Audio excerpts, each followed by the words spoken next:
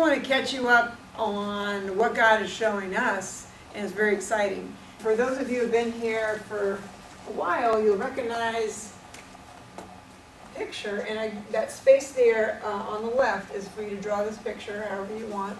But remember, a long time ago, we started talking about the foundation. And this is Rescued for Destiny down here.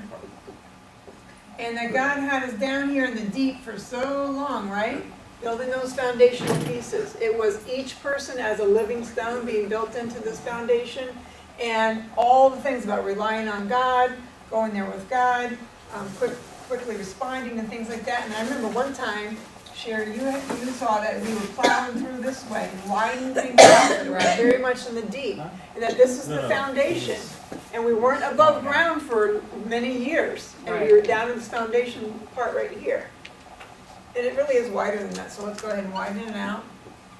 And God said, this is where you're working right now, in the foundation, because it's going to be a giant, huge building.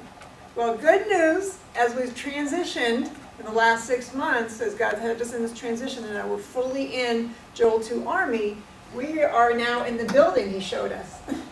So we're out of the foundation stage, and Sherry saw that the building is up there. And she saw, oh gosh, that's crooked. We don't have crooked walls. We do not have crooked walls, exactly. You know, that's still crooked, but anyway. So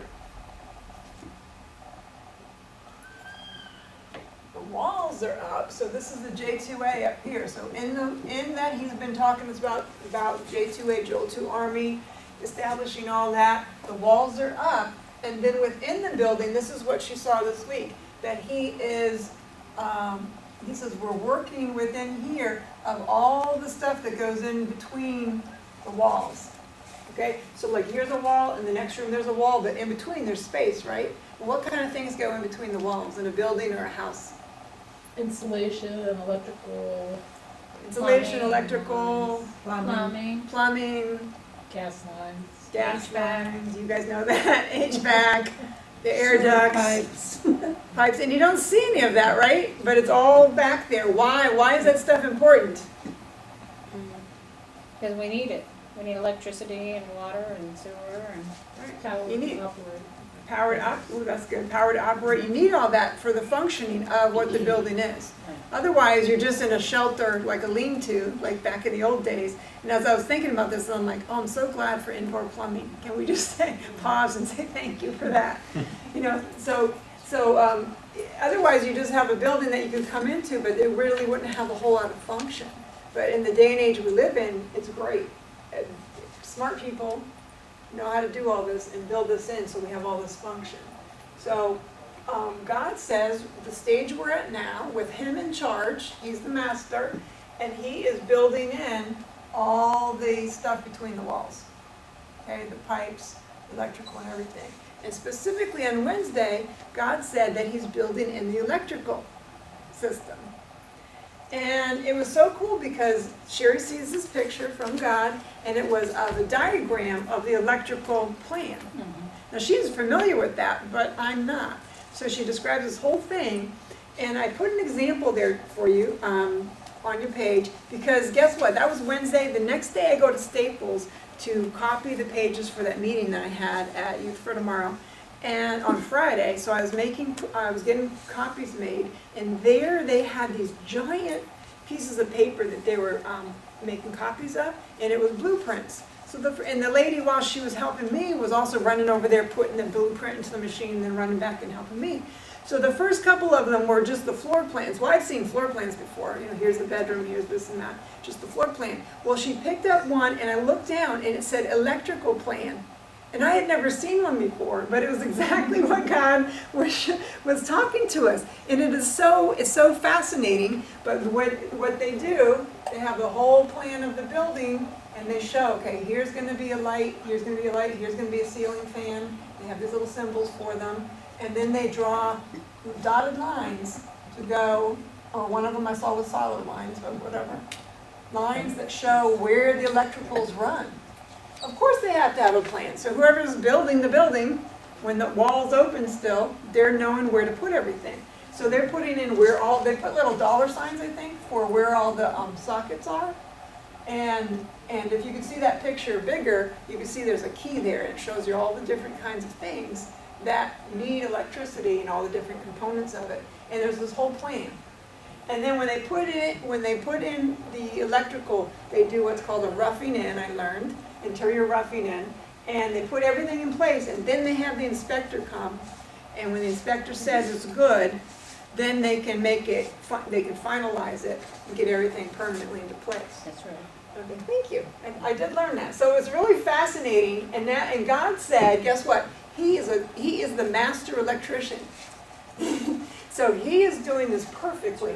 And I remember, I spent all those years in New York City living in old buildings. Okay, that when I had the 12 kids over the years and I had 4 of them all in one place, we had an old apartment building and it didn't have that much electric because they didn't have that many appliances back then. They didn't have blow dryers, they didn't have curling irons, they didn't have little space heaters and things like that. So there weren't that many plugs. And when I first moved to New York, I lived in a house of, let's see, there was 5 or 6 of us, single girls living in one apartment.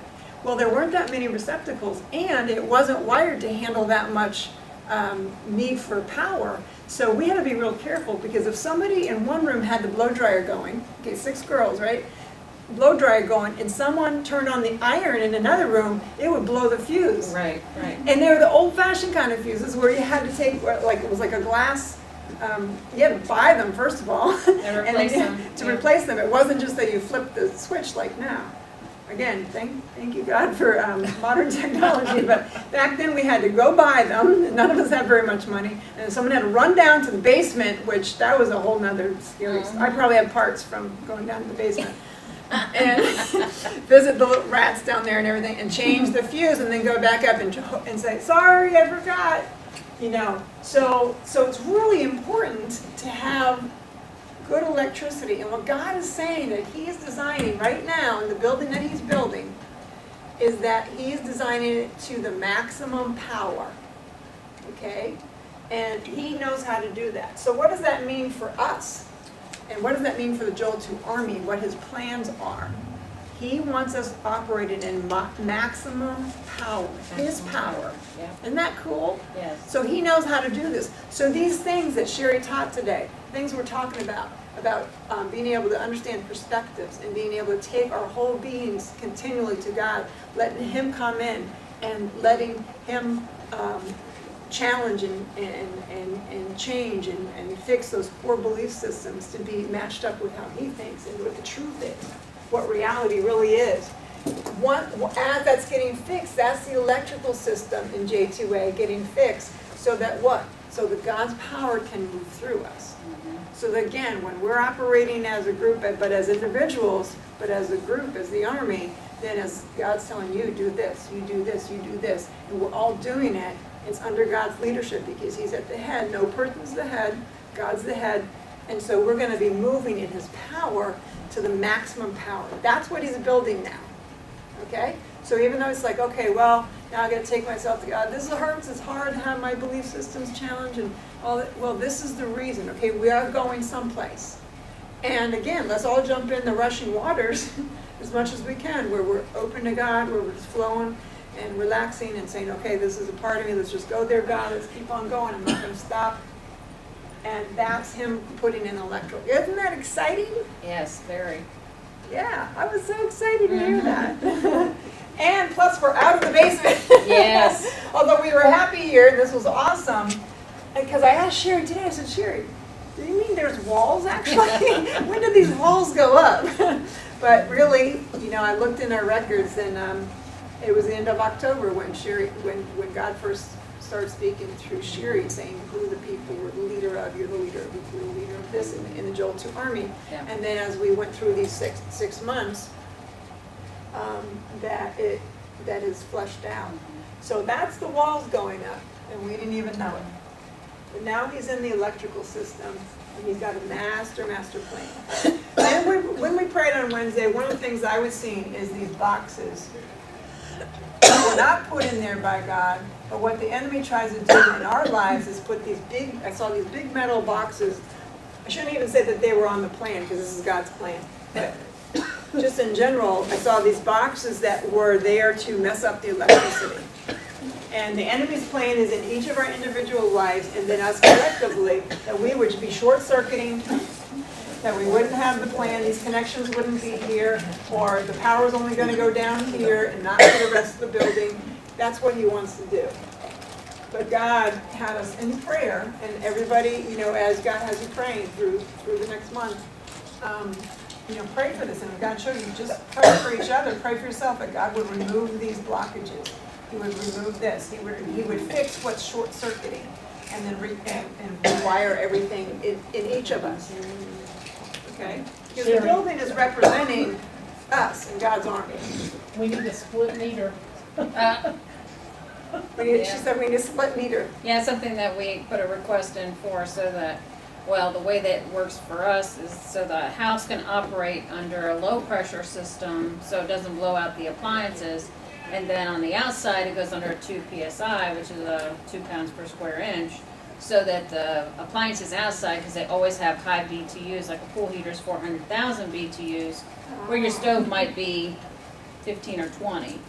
Oh. So they do that so you can run the higher pressure for that equipment to be able to run efficiently outside, like the fire pits and the fireplaces, the grills and whatever. So that's what she's talking about, split meter. If you have 2 PSI available then per house, then you do a split meter, so the gas company can come out and put on a different meter system, so you got one pressure going to the house and one going to the outside. That's awesome. Yeah. See, that God is the master electrician and all that with the gas and everything, the plumbing and all. He knows exactly how to design it to get the maximum. Now you're talking about God designing something so the maximum power can flow through us, and as others come in, that is, I'm just beside myself excited. Well, what's interesting is that I really wasn't even thinking about this, but even before Wednesday, I have been praying because I feel this almost like a deficit of power, not having enough power. So I've been praying, asking God for more of His power, saying, God, release your power. There should be more power in my life and every situation. So, and I was even praying it this morning. I was thinking, wow, I feel like there should be more power. So it's something I'm more aware of. Not that it's any different than before, but it's just like I think that's what God is doing right now, is He wants to release His power, and He wants us to be in line with what He's doing so He can do. Right. And again, what it makes me think of, it goes to each of us as individuals. So as you're praying that, what might happen if I pray, I want more power? Is that God's going to go there to the things that are blocking the power. Exactly. Okay? So when you pray, I want more power, don't say, oh my gosh, everything feels awful now. Well, that's good if it feels awful because you're used to feeling awful. It's good that if you feel awful and you're in God, not because you've done something dumb, but if you're in God and you're like, I want more of you, God, I want more understanding, I want you to rescue me, I want more power.